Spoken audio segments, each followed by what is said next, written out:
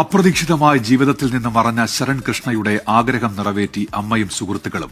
മലപ്പുറം തേഞ്ഞിപ്പലം സ്വദേശി Sharan Krishna തുടങ്ങിവെച്ച short film പൂർത്തിയാക്കി സുഹൃത്തുക്കൾ വെള്ളിത്തിരയിലെത്തിച്ചു. 2024 നവംബറിലാണ് തൃശൂരിലുണ്ടായ അപകടത്തിൽ ശരൺ മരിച്ചത്. ഒരുപാട് ആഗ്രഹങ്ങൾ നിറവേറ്റുന്നതിന്റെ പാതിവഴിയിലായിരുന്നു ശരൺ. 23 വയസ്സിനുള്ളിൽ നിരവധി ഷോർട്ട് ഫിലിമുകൾ. ആഞ്ചലിക്ക ഗ്ലോക്ക എന്ന ഷോർട്ട് ഫിലിം തുടങ്ങിവച്ചു.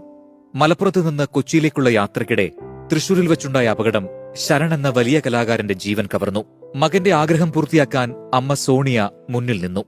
ഒപ്പം സുഹൃത്തുക്കളും. ഷോർട്ട് ഫിലിം പൂർത്തിയാക്കി. ശരണിന്റെ വലിയ ആഗ്രഹം പോലെ നടൻ പൃഥ്വിരാജാണ് ആഞ്ചലിക്ക ഗ്ലോക്ക പ്രകാശനം ചെയ്തത്. നവംബർ 12 അവൻ പോകുന്നത്. ആ സമയത്ത് ആഞ്ചലിക്ക ഗ്ലോക്ക എന്നുള്ള ഈ ഷോർട്ട് ഫിലിമിൻ്റെ ഷൂട്ട് നടന്നുകൊണ്ടിരിക്കുന്ന സമയമാണ്. അവൻ്റെ അഭാവത്തിൽ ഇതിൻ്റെ ഷൂട്ട് കംപ്ലീറ്റ് ചെയ്യുക എന്നുള്ളത് നല്ലൊരു ടാസ്ക് തന്നെയായിരുന്നു.